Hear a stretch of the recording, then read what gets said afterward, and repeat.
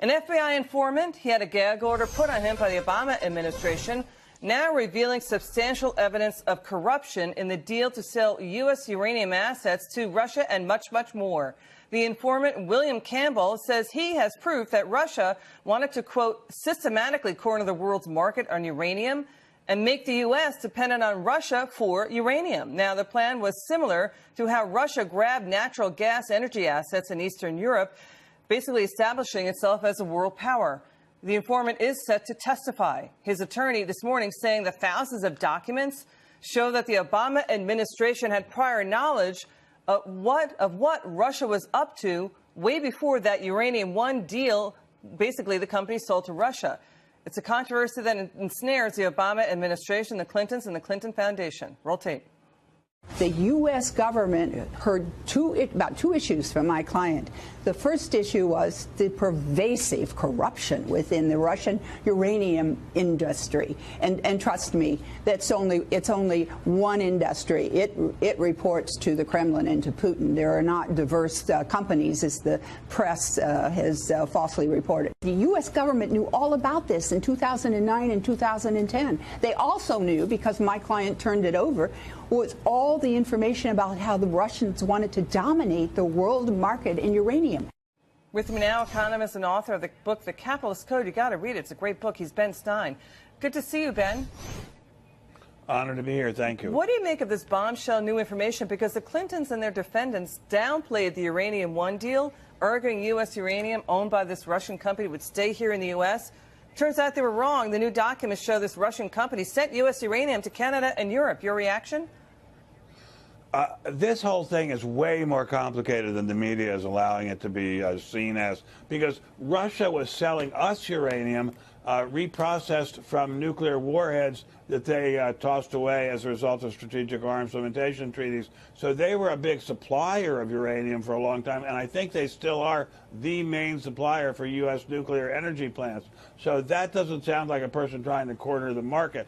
On the other hand, it is extremely questionable why they did the deal, why the U.S. did the deal at all. And uranium there's plenty of uranium all around the world. I mean, it's on every continent there's uranium.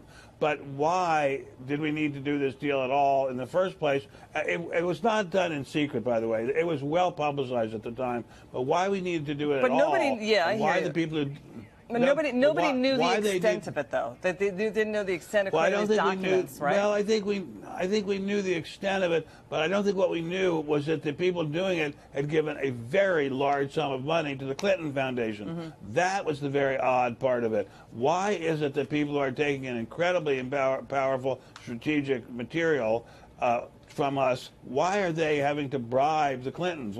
That doesn't make any sense. In any kind of good way. It makes sense in a bad way, but not in a good way. Yeah, in other words, people connected to Uranium One believed to have contributed $145,000 to the Clinton Foundation. The Clintons say that Frank Giustra left Uranium One before those before he made those donations to Clinton, but it was made when Hillary Clinton was Secretary of State. I think there needs to be more hearings about it, because Eric Trump with Maria Bartiromo saying there's something behind the Russians,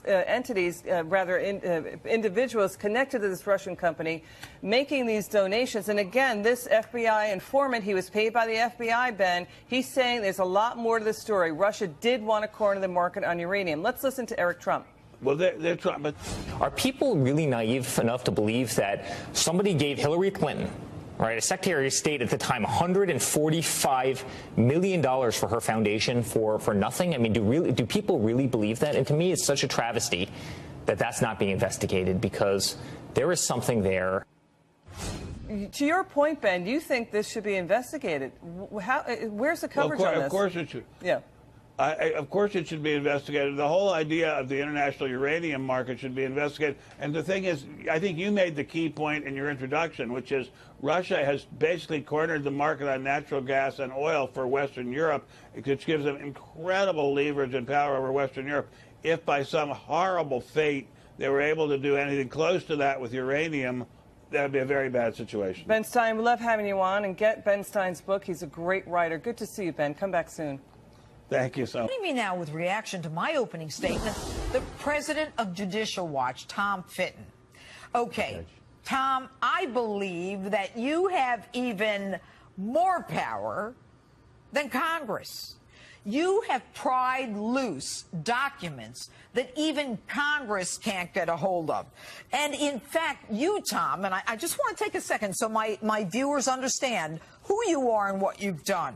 You were the one that unearthed the Obama lie that was peddled by the Obama communications people that they attributed to the intelligence officials, that Benghazi was the result of that horrible video, when in truth it was their failed policy. The lie that they created 6 weeks before the election so that he could get reelected. First of all, how do you get this power? How do you get the answers? And how is it that you're still with us? Well, it's simple. We ask the questions, and when we don't get answers under the law, we go to court. Our attorneys go to court. On Benghazi, we went to court. We got that document that showed the big lie out of the White House about the Benghazi terrorist attack, and that led to the creation of the Select Committee.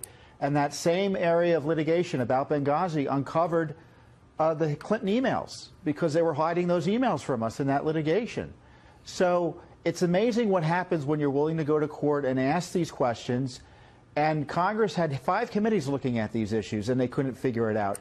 And frankly, even after the Select Committee was set up, we were still getting documents the Select Committee couldn't get. Yeah, but what's amazing, Tom, is here you are. I mean, you're with Judicial Watch. You're looking at thousands. I've been reading about you. You're looking at thousands of documents, and you say, no, wait a minute. Under freedom of information, we got this, that, and the other thing, but there's no communications to and from Hillary. There's got to be a way that she's communicating with people, and then you realize she's working on a non-state.gov server. And but for you, I'm not sure we would even know what she was doing, and that all led to the American people believing she was untrustworthy, and some would even say to her not winning for president. You, Tom Fitton. Well, it was a team effort for sure, but those were the consequences, it looks like. The American people made that judgment call. Once we got the emails rolling, we found the pay-to-play allegations being out of these emails, where you've got these foreign nationals and donors to the Clinton Foundation going through the Clinton Foundation to get favors from the State Department.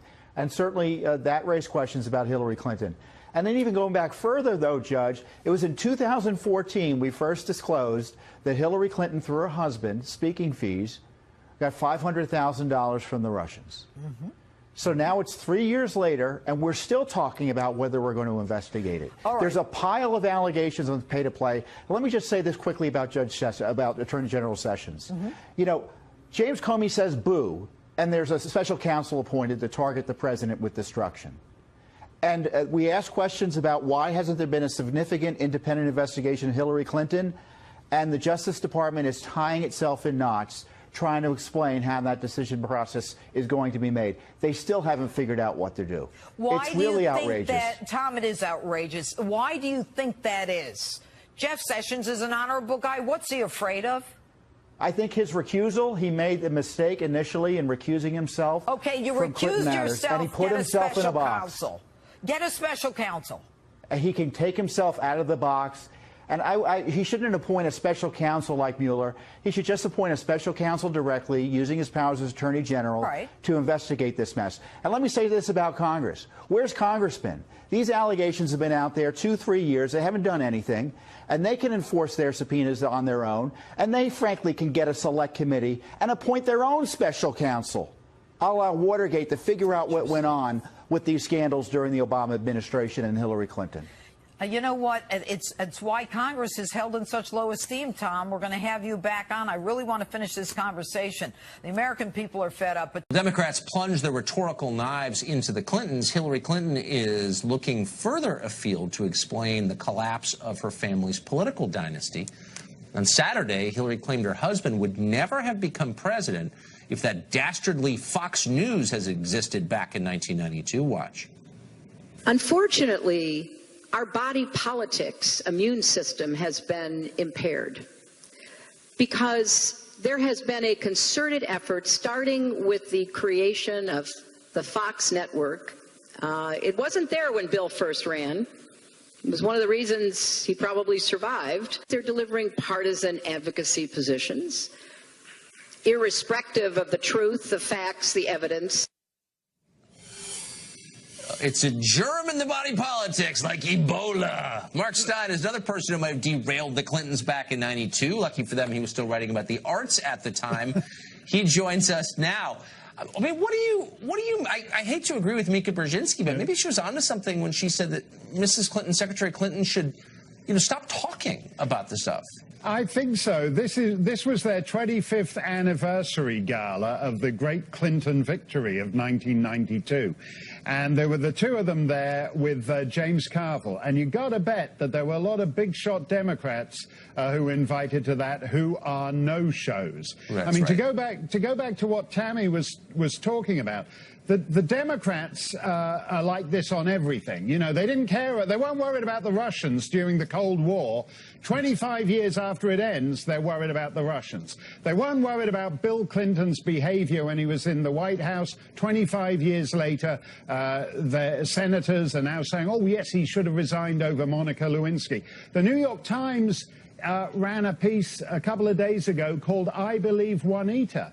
Well, I wrote my I Believe Juanita piece I'm going to remember the exact date, February 25th, 1999 in the National Post of Canada. So I was right 18 and a half years ago when it mattered. And as Tammy said, they all knew that what Bill Clinton was doing, and it didn't matter. They trashed those women. There were all kinds of women. He liked all kinds of women. He liked young women, old women, svelte women, full-figured women, all kinds of women. And no matter what, he liked upper middle-class women. He liked women from trailer parks. He liked women generally. And no matter what kind of woman he trashed, the Democrats piled on in destroying all those women. Yeah, I noticed it vividly. So what do you make of Hillary Clinton saying out loud, if Bill Clinton had been covered by a real news organization, Fox News, he never would have been president? That's not really an attack on Fox News. It seems more like a compliment to me. Yeah, because a couple of minutes after that, they admitted that, in a sense, they faked his victory in New Hampshire. He lost the New Hampshire primary. To Paul Tsongas. To Paul Tsongas, who no one remembers now. But he stood on stage and declared himself the comeback kid. And at that time, ABC, CBS, NBC, and CNN, which is all there was, went along with the comeback kid narrative. Just as when all the sex stuff came up, they went along with the old news, nothing to see here, time to move on narrative.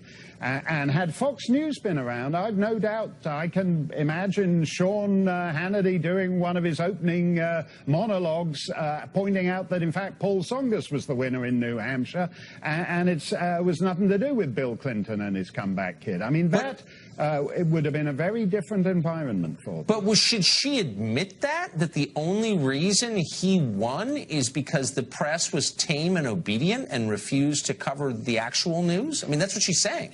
That's what they want, Tucker. I mean, don't forget, I mean, what is it that Bill Clinton, why are we in a mess now? Why shouldn't, I mean, look at it this way, why shouldn't Al Franken grope a woman?